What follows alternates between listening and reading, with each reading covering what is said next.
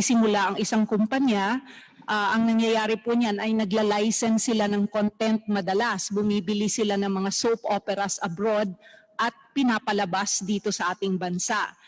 And also they have contracts with other companies to co-produce shows o di kaya magkaroon sila ng block timer arrangement. Mr. Chairman, just a comment on the comment of the Just lawyer. 1 minute. 1 minute. Chairman Chikoy? Yes. Yes, Chairman Chikoy, the Honorable Remulla would like to interject. Kung Boying, pwede bigyan natin ng 1 minute lang para wrap up lang natin si Attorney Alonso and then you interject. Kasi yung thought natin the thought process kasi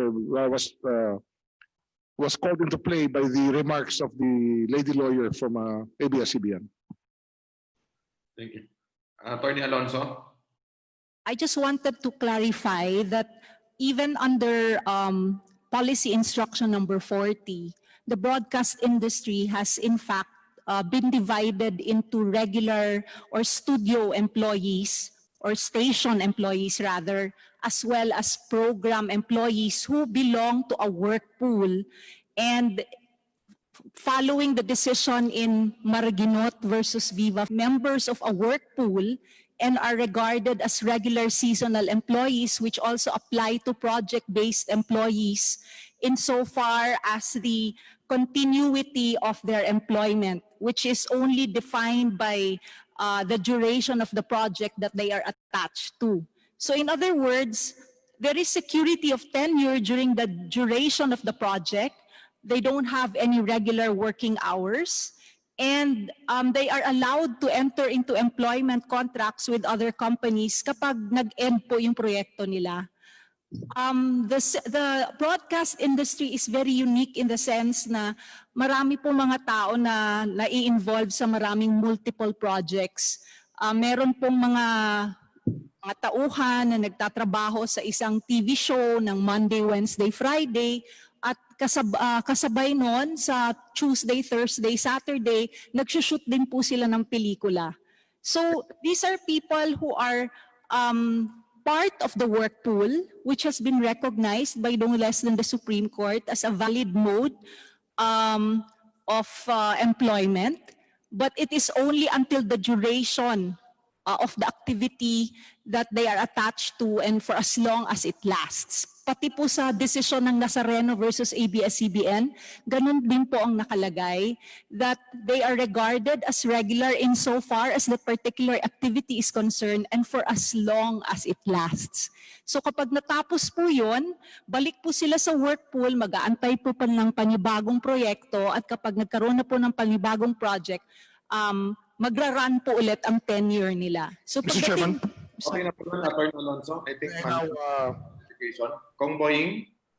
yes, in other words, Attorney Alonso, ang sinasabi nyo, kung meron kang pangarap na maging regular para ikaw makabili ng bahay, huwag ka na lang pumasok sa ABS-CBN kasi 20% lang ang chance mo na maging regular employee. Yun ba sinasabi nyo? I would not know how to Kasi sinasabi nyo, ang broadcasting, you invest in studios, you invest in equipment. Ang human resources is not important. Para yun na sinasabi nyo ng opening statement nyo. Ano yung una sinabi nyo? In the nature of broadcasting, you invest in studios, you invest in equipment, where you import canned programs that you will broadcast for content.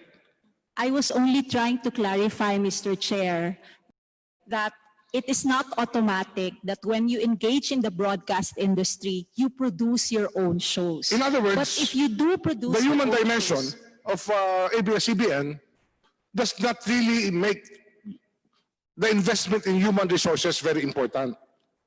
Hindi mahalaga human resources, mas mahalaga sa inyo yung makina nyo, yung transmitter nyo, yung camera nyo, yung tao, pwedeng labas-pasok, mas mahalaga yung gamit. hindi po. Meron din po kami Kasi kagaya niyan, we have an actual case here, no? Si Journally, isa cameraman. Alam na ba natin, pag news and broadcasting and meron kayong gumagawa kayo ng mga intellectual property na mga bagong programa, kailangan nyo lagi ng cameraman. Am I correct or not? I'm sorry, what was the Basta last? meron kayong locally produced program, you always need a cameraman. Am I correct or not? Ms. Vidanes, tama ba yun? Yes, Your Honor. So you always need a cameraman because if it's used in current affairs, the angles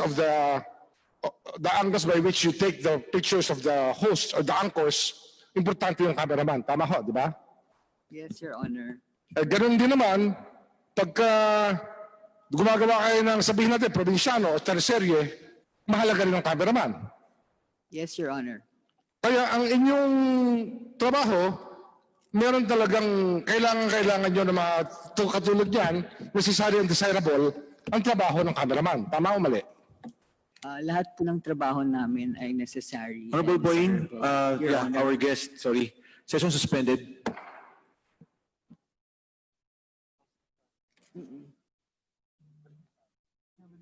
With the indulgence of the Honorable Remulla, those points will be raised again during his time to interpolate our guest. So may I now go back to our chair, the Honorable, relinquish the presiding duties to our chair, the Honorable Choi Alvarez.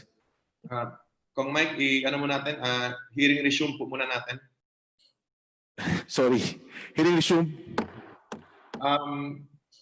Diretso na po tayo kay Congresswoman Violago para po sa kanyang interpellation. Thank you, Mr. Chair, and good afternoon to everyone. But first, I would like to greet happy birthday, Vice Chair Mike Defensor. Thank you, Honorable Villago. I have only po a few questions. My first question is for Sir Christopher and Sir June. Kayong dalawa po. Ang gusto ko lang po malaman, may trabaho po ba kayo ngayon? As of now, Your Honor, meron po. Sa panahon ngayong COVID, natigil po dahil sa COVID, pero syempre may trabaho tayo. Kayo po, Sir Christopher, may trabaho po kayo ngayon? Ngayon po, meron po. Meron po kami. Next question ko po sa inyo, saan po kayo nagtatrabaho ngayon? Ako po, freelance cameraman ako sa GMA. At saka sa mga pelikula, commercials. Kayo po, Sir Ako po, Christopher. meron po kaming burger station sa Novaliches po. So, it means po hanggang ngayon, kayong dalawa po ay hindi pa rin regular employee. Tama po ba? Sa GMA po, ang estado ko po roon, isa rin po, in case nalatagan ako ng regularization, tatanggapin ko. Pero so far, dahil nga po nakafile ang case ko sa ABS, inaalagaan ko rin po, minarapat dapat ko na tumanggap muna bilang sideline para hindi makaapekto sa kaso ko sa ABS dahil hindi nga po ako abogado, pero kailangan kong mag-ingat para sa patuloy na nagtatrabaho ko. Salamat po, Sir June. Kayo po, Sir Christopher. Ako po, tumutulong po ako sa kapatid ko. Family business po.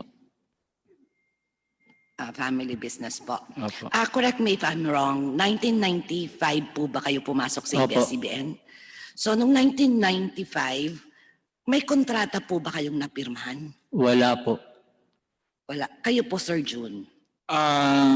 Wala pong contract.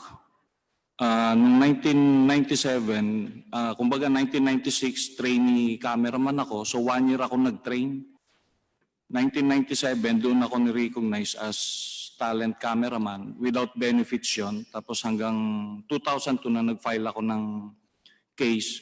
Pero yan ho, studio, remote ang trabaho namin.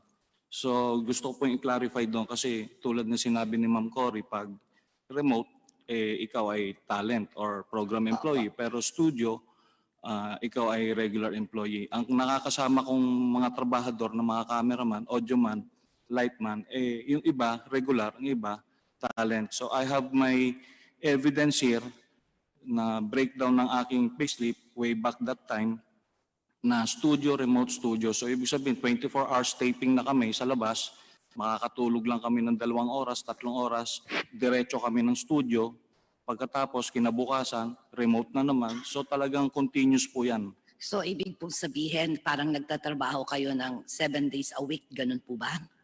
O Opo, more than- mahigit pa nga po eh. Okay. Salamat po. Kayo po, Sir Christopher. Ganun din po. Kung magkasama po kami sa location or sa studio, segue po eh. Opo. Galing kami ng remote, mas lalo pagkakulang ang tao sa studio. I-leave ka lang po sa, meron po kaming bat cave dun sa ABS. So, Pag oras ibig- na, Nga po. studio ka naman po. So, ibig po sabihin, you work also for 7 days, more than 8 hours. More than, Okay po. Pero aware naman po ba kayo nung kayo po ay nagtatrabaho na kayo ay considered program employee? Your Honor, nung umpisa kasi, siyempre nung kabataan natin, pag sinabing abscbn, talagang masisilaw ka dahil napakagandang kumpanya, respetado. Actually, ang isang nag-udyok sa akin dyan na mag-file ng case, isang nagturo sa akin sila din. Kasi unang-una, sa mga news reporting nila, madalas bumabati ko sila ng mga kumpanya na hindi nagre-remit ng tamang wages sa mga manggagawa na kung matatandaan nyo, kasagsagan, ang galing nila bumira ng bumira. Nung sa part ko na po, hanggang kailan ko ililihim ito? Na kung saan may pamilyang umaasa sa akin. Parang ganun po. Opo. Pero in some instance po, during 1995, until nag-file kayo noong 2010 ng case against ABS-CBN. Your Honor, 2002 pa lang po nag-file na kami. 2002. Ng Kayo po, Sir regularization Christopher. case. Opo. opo. 2002 din po. Opo, sabay-sabay po kami nag-file. Is there any case o instance na kayo po ba ay nakipag-usap sa pamunuan ng ABS-CBN? Nagkaroon po ba ng dialogue between the employee and the employers? Your Honor, maraming beses na po. Ibig sabihin, minsan nire-reach out na po namin hanggang sa humihiling kami ng mga meetings. May mga nagkaroon pa nga po ng mga chat with the chairman. So, yung hinaing namin, pero still, yung stand nila, hindi para sa mga manggagawa. May time na rin ho. Sakto po, nandito yung Senro, yung nagre-represent ng NABU. Usually, kinikilala nila yung mga regular employee in different channels. Pero ako, bilang cameraman, bilang kabaro nyo sa trabaho, ako ay talent. One time, umattend ako ng meeting ng National Alliance Broadcasters Union. Yun ho ang isa sa mga ikinasasama ng loob ko. Na kapag regular employee ka, medyo may askad ang dating. Pero nung humarap kami, sabi ko, humarap ako rito bilang cameraman at hindi po ako regular. Ano ho ba ang magiging pananaw nyo sa katayuan namin, nakaparehas lang tayo ng ginagawa? Thank you po. Mr. Chair, I would like to recognize Attorney Maxim para po i-clarify lang sa atin kung ano ang ibig sabihin ng regular and program employees. Attorney Maxine is recognized. Thank you, Mr. Chairman. Mr. Chairman, the employment is a legal declaration of the relationship between an employer and an employee. Article 280, which was mentioned earlier, supposedly as the basis for determining whether or not a person or a worker should be considered a regular employee, is in fact not the proper basis for making such a determination. The Supreme Court has ruled that Article 80 is not the yardstick for determining whether or not a worker is a regular employee. In the case of Singer Sewing Machine Company versus Honorable Franklin Drilon, a case that was decided as early as 1991, GR number 91307, the Supreme Court said, and I quote, "The court finds the contention of the respondents that the union members are employees under Article 280 of the Labor Code to have no basis. The definition that regular employees are those who perform activities which are desirable and necessary for the business of the employer is not determinative in this case. Any agreement may provide that one party shall render services for and in behalf of another for a consideration, no matter how necessary for the latter's business, even without being hired as an employee.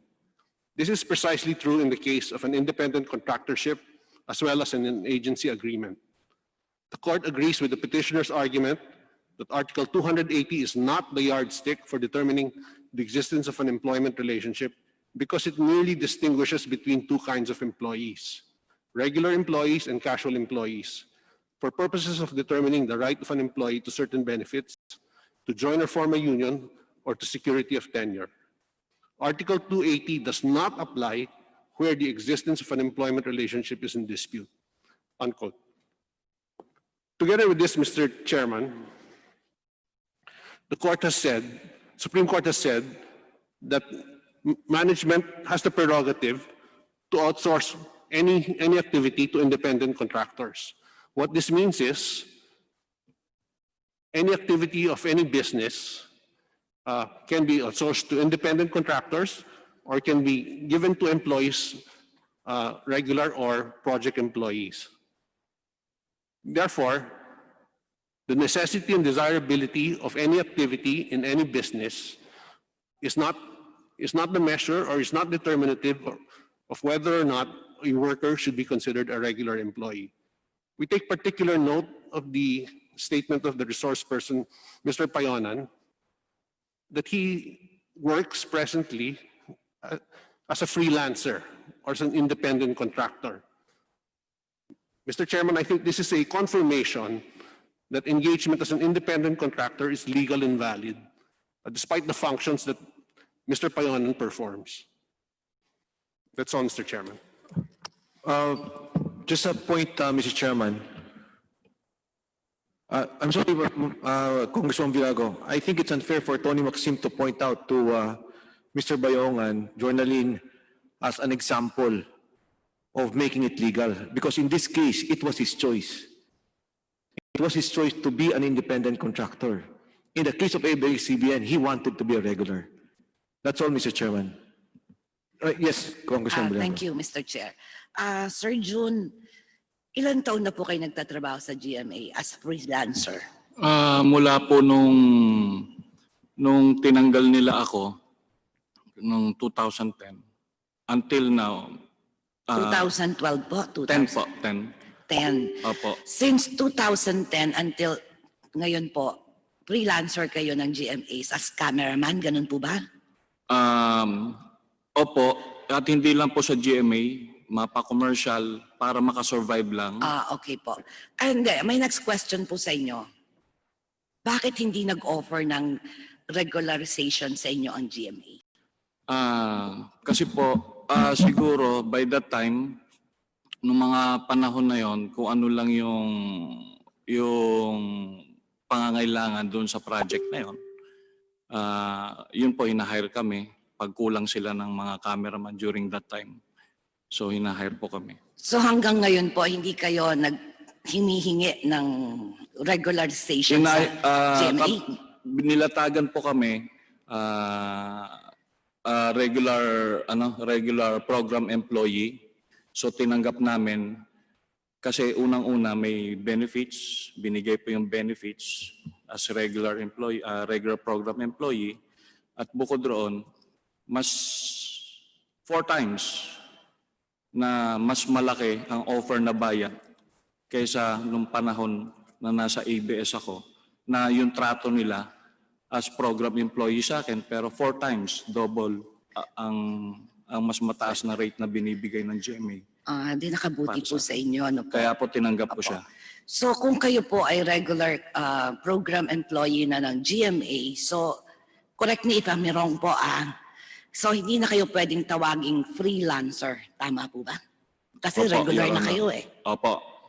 At pangalawa po, kasi nakasad rin po sa condition na yon, yung mga benefits na nakalatag sa amin. Kaya hindi rin kayo dapat gumagawa ng... Sa ako po muna, bago po si Samson, kasi magkaibang departamento kami. So kasi po, sa totoo lang, environment ng mga manggagawa dyan sa tulad ko mga cameraman. Alam ho ng karamihan ng mga kasama namin na ako ay may mga kasama kaming regular employee na which is syempre, sila yung mga seniors. Pag ikaw ay nakikisama sa kanila sa mga gimmick nila or in ka sa kanila. Ibig sabihin may chance na pwede kang ma-regular kasi mas dikit ka sa kanila. Although parehas kayo ng ginagawa. So may mga ganong status. At the same time, syempre, hindi naman kaagad na pag naisip mo, magpa-file ka ng case. So nandyan na minsan binubuo nyo na halika, mag-file nga tayo. Bakit sila merong ganitong hanggang sa nakita nila sigurong threat ako. Kaya wala ho akong offer nung pag-alis nung tinanggal kami. Yung iba inofferan Pero ako parang na-single out ako na although pinatawag ako pero walang offer na nilatag sa akin na ganito ang gagawin. Automatic tinanggal na lang po ako. So nakita nilang threat ako kasi talagang very vocal ako para sabihin ko yung karapatan namin bilang manggagawa. Sir Christopher, para po may pagkakataon din kayo ma-explain kung anong dahilan at bakit tingin nyo, bakit hindi kayo naging regular ng ABS-CBN? Siguro po ang dapat tanungin ay ang ABS-CBN. Kasi po, sa akin, sa parte ko, ginawa ko po ang nararapat na bilang isang empleyado nila. Nag-shoot po ako 7 days a week. Minsan po, umaabot pa ako ng 1 buwan. Meron pa pong, gumawa pa nga kami ng kanta dyan dati ng halos 1 linggong pag-ibig Dahil dire-diretso po kami, wala po kaming pahinga. Galing ng remote, diretso studio, kinabukasan, remote na naman. Pagbalik mo ng studio, may Big Brothers, lahat po ng programa po, hinahawakan namin sa studio o mapalabas. Ang tingin ko po, siguro kaya hindi nila kami ma-regular or ma-regular. Isa po ang tingin ko, pagtitipid, na maling pagtitipid. Tinitipid po nila kami. Ako po, madalas po nila akong pinadadala sa ibang bansa para mag-shoot ng mga programa. Abroad, Asia, halos naikot ko Asia. Tapos huling remote ko, Lovers in Paris sa France. Ilan lang po kami. Isang programa yung sinushoot namin. 3 lang po kami na dapat ay 7 katao. Pagtitipid po yun. Hindi po makatao po yun. Ang dala naming equipment ay napakarami. May ilaw, may camera, may audio. Katulong pa minsan kami ng mga sa production, kung ano yung gamit ng production. So, tingin ko isa sa factor ay pagtitipid nila. Kahit maging sa pagkain po namin sa remote o maka-studio, iba po yung pagkain nila, iba yung pagkain namin. Sa amin naka-styro, sa kanila parang laging may birthday, laging buffet, parang. So, siguro sa akin na yun masama loob ko, kaya nag-file ako ng case kasi hindi na po makatao, hindi ko na yung turing nila bilang isang kapamilya, hindi ko po maramdaman. Ayun ang hinahanap ko po. Sana po, para sa mga manggagawa, Ma'am Cory, para po sa panibagong prangkisa niyo po, ayusin na po niyo lahat. Maawa po kayo sa mga manggagawa niyo. Kay Sir Gabi, alam ko nanonood ka, Sir Gabi. Pasensya na po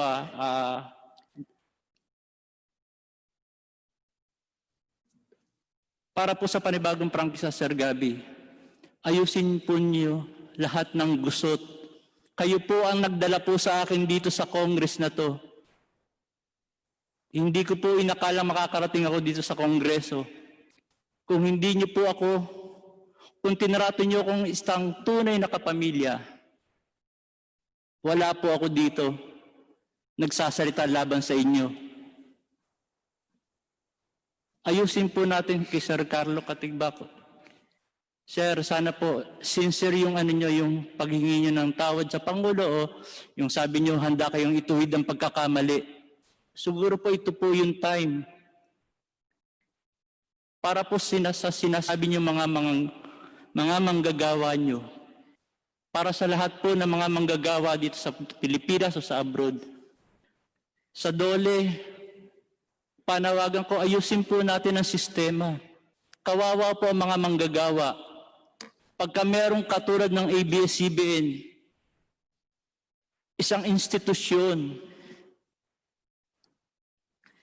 sa Congress po, sa mga mambabatas po, na gumagawa po ng batas, humihingi po kami ng tulong sa inyo bilang isang mga manggagawa.